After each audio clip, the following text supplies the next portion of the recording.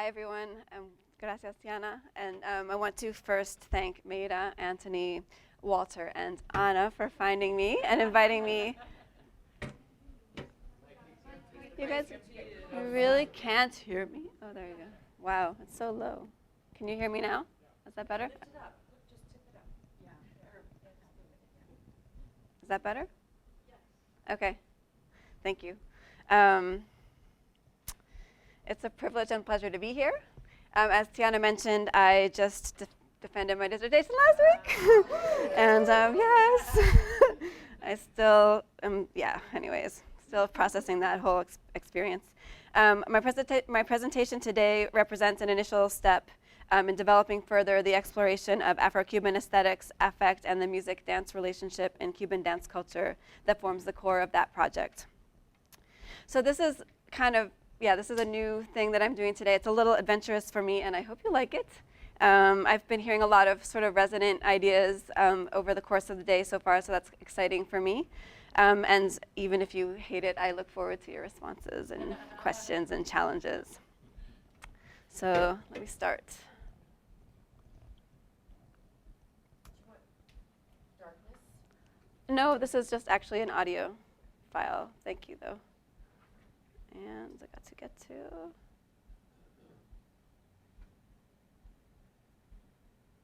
Sorry.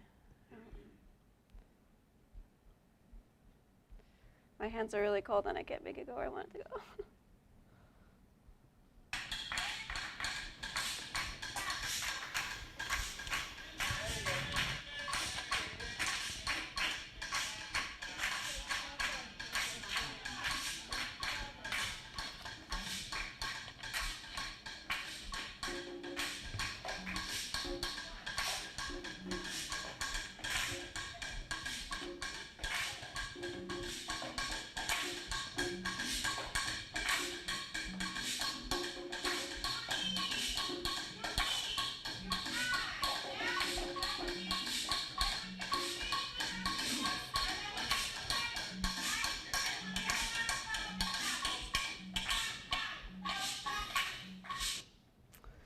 Drums echo and resonate around the room, their low and high timbres invading our joints. The crisp sounds of clave and palitos cut through piercingly, while the softer rattle of the chequere fades slightly into the background. The drummers' faces and bodies are tense, focused, and resilient. They lean back and glance at one another as they respond to the lead singer's calls. They lean in as they embellish patterns on their instruments. We, the dancers, bounce and pulse in unison, right, center, left, center. Our chests rock forward and back over the spring-like action in our knees. We're singing, too. Hoarse voices wash over us from the side of the room, and we respond. Bellies and chests tight, throats open, belting over the sound of drums, movement, and breath. We breathe hard with the exertion of dance movement and exhale harder in song. Cutting through and floating above this thick sonic kinetic tapestry, the voice of our teacher, Katy Hernandez, incites and guides us. Do you guys know Katy? She teaches in LA. As the collective sense of groove locks in, the temperature in the room starts to rise. Soon we are all sweating. I begin with the sonic kinetic social space of an Afro-Cuban dance class for a few reasons. First, from a methodological perspective, this is the kind of space where my experience with and research into Cuban dance culture began. Not specifically the space we just heard. That recording is from a weekend dance intensive hosted by Katy Hernandez in Los Angeles last summer. But a space like it, in which a teacher directs musicians and dancers, enacting performance, pedagogy, and a sort of communal spiritual exploration, all within a single event. Second, rumba is a secular dance that is laden with borrowings from Afro-Cuban religious beliefs and practices, and is often performed following a ceremony. Even when it's performed independently from the religious context, those references, lyrical, musical, gestural, and otherwise, are ubiquitous. As Afro-Cuban folkloric practices circulate beyond their original religious and community contexts, embraced outside of Cuba by non-Cubans and non-religious practitioners enamored of their aesthetic, affective, and spiritual content, the dance class becomes an important hybrid space in which elements of deeper practices are selectively reproduced and translated, taking on new life and sometimes new meanings. Finally, the focus of my talk today, el Molleo, and I have to apologize for the bad spelling in the program. That was my fault. Molleo, as it is on the title, page of my presentation, and you will hear many times in the next 15 minutes, is a fundamental element of Afro-Cuban dance aesthetics. But as a discrete concept, it too owes its coinage and dissemination to the pedagogical setting. As Hernandez emphasizes, when you actually learn this from someone who's not a teacher, who learned it on the street, people are not saying, Molleo, Molleo, Molleo. It's a technical thing we came up with in order to teach. But way back, our ancestors were not saying Molleo when they were dancing El Legua. So the pedagogical space is one with which we need to contend, as we've also heard so eloquently from Michelle, as we consider the circulation of Afro-Cuban dance culture and aesthetics. Afro-Cuban ancestors who preserved in their minds and bodies and through their labor the thriving dance culture we witness today didn't say Molleo as they danced, but they executed its motion as an integral part of their steps. The Molleo is a constant springing motion in the dancer's knees, a physicalization of the musical pulse she shares with the drummers, which is then echoed in the shrugging of her torso and shoulders. Variants of the Molleo mobilize the dances of Cuba's Lucumí and Congo religious traditions, as well as the secular rumba, even shaping the aesthetics of Cuban casino, often through Afro-Cuban borrowings. This paper examines the rhythms, aesthetics, and meanings of the Molleo in its folkloric manifestations, ultimately considering its impact and uses within the context of contemporary popular dance culture. The Molleo starts in your knees. As Hernandez, I'm going to try not to do it while I'm talking. As Hernandez explains, it's basically like the arching of the spring, but the spring never extends completely. This springing motion is constant, aligned with the musical pulse. It's a downward motion, drawing the body toward the earth and bouncing back up from its lowest point. This downward motion, initiated in the knees, produces natural repercussions in the upper body. The torso rocks forward and back with a slight shrug in the shoulders, like a grandma's rocking chair. That's Kati's coinage. Related subsidiary waves undulate through other joints like the hips and appendages like the arms. This fluid rhythmic chain of kinetic events depends on a sense of integration, connecting the lower limbs to the rest of the body through the torso, combined with a natural relaxation that allows waves of energy to produce motion. The Molleo is the dancer's most fundamental connection to the music, her rhythmic key. In a thick sea of polyrhythms, the Molleo anchors the dancer to the sometimes elusive musical pulse. As its echoes ripple up the spine and outward through the joints and limbs, the Molleo produces its own set of rhythmic accents, connected to the original pulse in the knees, but displaced in space and time. The Molleo thus enhances the rhythmic content of the dance event, engaging with it in the dancer's body, amplifying and sometimes contradicting sounded musical accents. But it's also the key to her individual flavor. As the Molleo unlocks and moves through the dancer's joints, it releases her natural flavor and groove. For example, rather than forcing an extension in the hips, the Molleo, in combination with alternating footwork, results in a natural swinging motion. This opens the door for personal expression as well as for the interpretation of canonical figures. As Gilset Mora says, the Molleo is super important in all the Afro-Cuban dances. Depending on which orisha you're interpreting, it gives you the swing and energy that you need to dance. The Molleo facilitates the kinetic interpretation and projection into space of each orisha or Afro-Cuban deity, along with his or her distinct personalities and attributes. So I'll take this opportunity to give you the faces of my two main interlocutors today. Kati Hernandez, who teaches in LA, and Gilset Mora, who teaches in New York City, as well as, I'm not sure, I didn't quite know my audience, so I'm going to talk a little bit about the orishas, just so you know what I'm talking about. Though you probably already do. Cuba is home to several ethnic groups of African origins, each of which maintains religious practices that include the worship of ancestors and deities. Among these, the Yoruba pantheon of Nigerian origin that includes Elegua, Yemaya, Otun, Chango, and others is probably the best known. The lesser-known Arara pantheon of Dahomean origin bears many similarities with that of the Yoruba, as well as important differences. Within each system, each deity has its own characteristics, from associated colors and numbers to rhythms, songs, and life stories known as roads. So in the Yoruba pantheon, Chango is the deity of thunder and lightning and of dance and drums. He carries a double-edged axe and wears red and white. And actually, Gilset used to dance Chango, but he doesn't have any pictures available, so I used his Elegua picture to show you his face. The comparable santo in the Dahomean pantheon is called Ebioso. While Ebioso's general characteristics are similar to those of Chango, his musical and choreographic specificities are distinct. Similarly, Yemaya, the Yoruba deity of the oceans, mother of fishes, wears royal blue and white and uses a silver comb. She is corresponded in Cuba's Dahomian culture by Afro-Cuban. These deities' characteristics and stories are communicated not only through mimetic choreographies, but also through the basic execution of the Molleo. As Mora explains, the Molleo for each santo or each dance is not different. The Molleo is the same. What changes is the charisma and swing of each movement.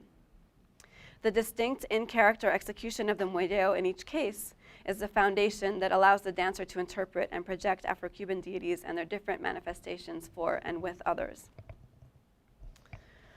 Each distinct version of the Molleo also produces a unique affective result in the dancer herself.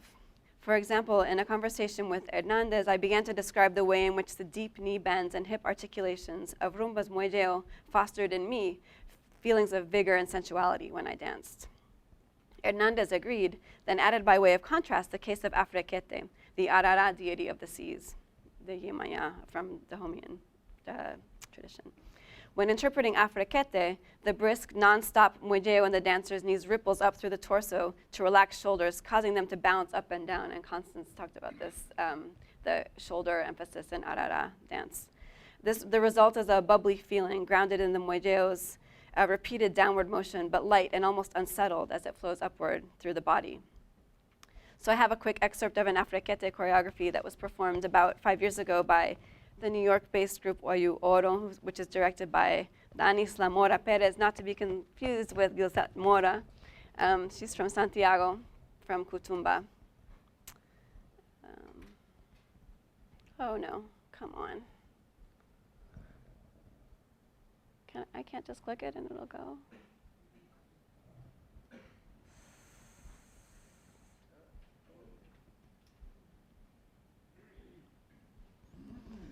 This is like the old-fashioned way.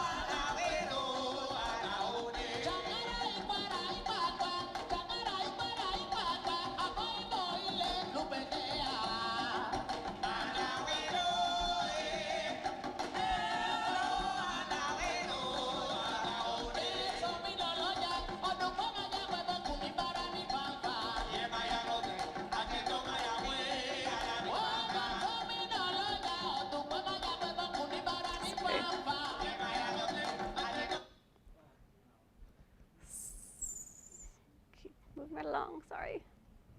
I know we want to watch all the music and dance examples for way longer than we can. It's the beauty of our work. How do we make sense of a fundamental dance position whose whole point is flexion and mobility? In this essential quality, the Molleo calls, to my mind at least, I just put calls to mind, but really it's a personal connection, I think, capoeira's ginga, the side-to-side motion through which capoeirista maintains constant protection and preparation in the game, ready to react or strike from any position at any moment. These Afro-diasporic mobile stances invert the arguably more common conceptualization of choreographic movement in which, after executing a step or combination, the dancer ceases to move and returns to stillness. In the Molleo, stasis is motion, and this is fundamental. Alongside its mobility is the Molleo's malleability. There is no ideal Molleo. The best one is that which best expresses your flavor, interprets the character at hand, or somehow encapsulates the moment, capturing it in your strong joints and amplifying it for those gathered. The Molleo's self-generating heat energy, a kind of ache, and its impactful mobility conjure images of a folk character collected and recounted by Zora Neale Hurston, High John the Conqueror, the Hope Bringer. As, sorry, get some water. Sorry.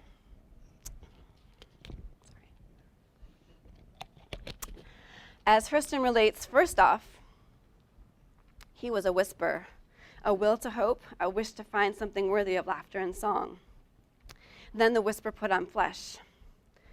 High John the Conqueror's sign was no parading drum shout. It was an inside thing to live by. So High John the Conqueror emerged from inside, from breath into sound, patrolling the land in protection and inspiration.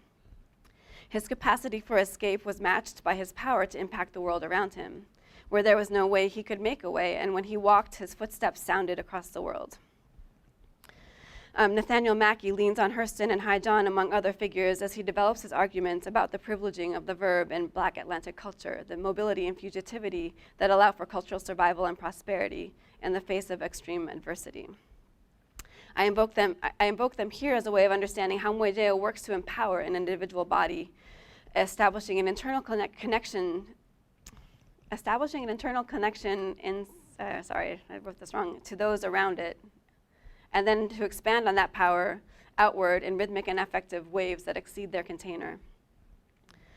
The Molleo is not predetermined. It may feel powerful, hopeful, and mobile, but it is fundamentally neutral, ready. Its pregnant neutrality defies predefinitions, binaries, and paradigms. And here I'm dipping into Barth's formulation of the neutral. For Barth, the quest to define the neutral is not disciplinary, embracing as it does language, discourse, gesture, and the body. But it is often ethical, as he says, the discourse of the good choice, or of the non-choice, or of the lateral choice, discourse of the other of choice, the other of conflict, of paradigm, and so on.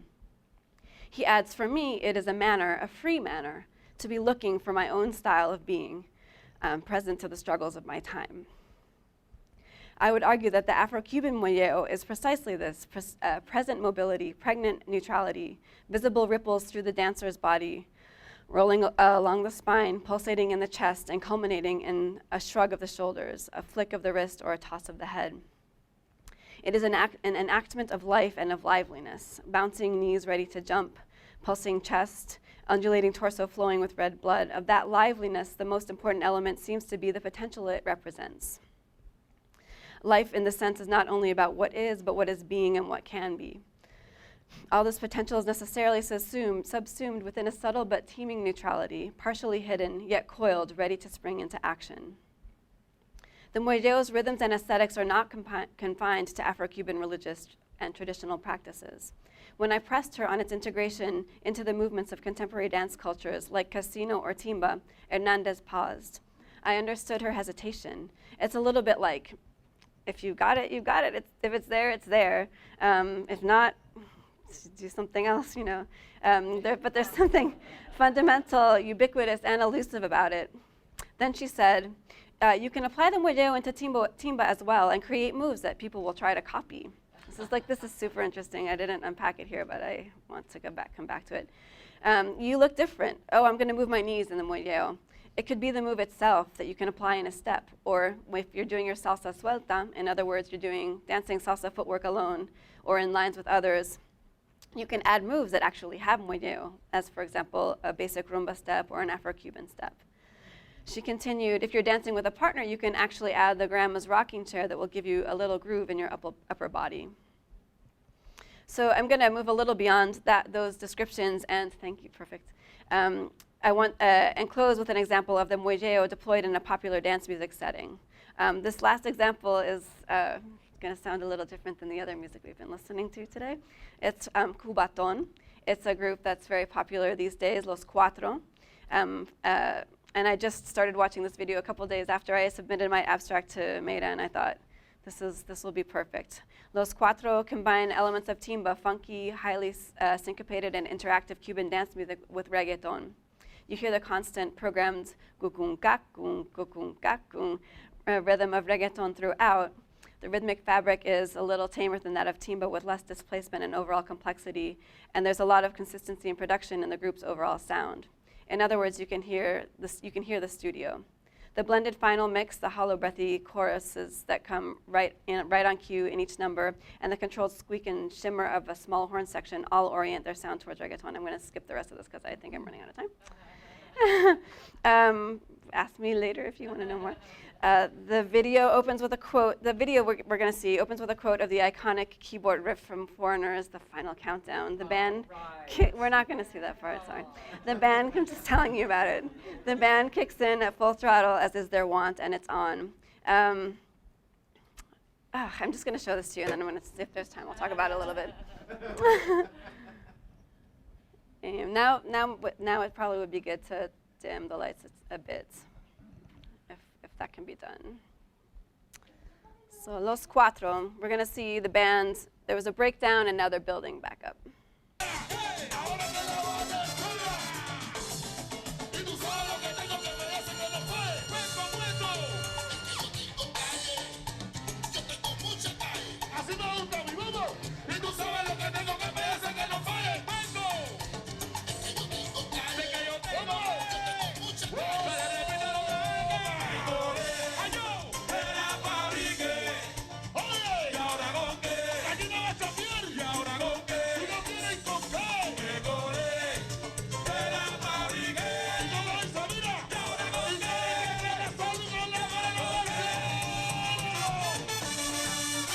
Here we go, the Molleo.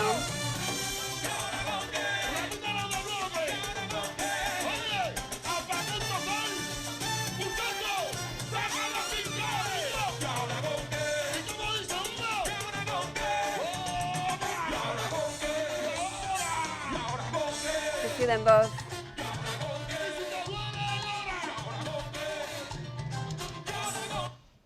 So I would like to watch more of that, but I know we're going to run out of time.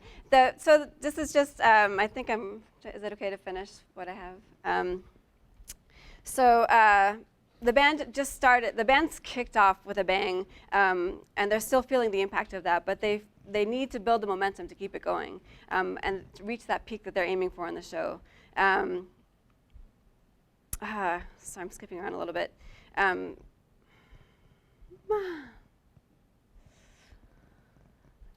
The idea I wanted to, this Molleo then is insistent, it's urgent, as if to say, let's go, let's go, let's go. The breakdown happened, the band is building up, the crowd is kind of with them, but they're like, let's go, let's move it, and still using that same motion.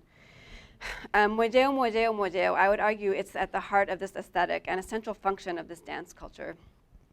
It balances tension with release, ensures mobility and integration, begins at a single person's core and projects outward, willing its energy into larger spaces, seeking out and finding resonance and mimesis. This is no parading drum shout. It moves in the world as if sorry, this line makes me emotional. As if the world were a singing drum.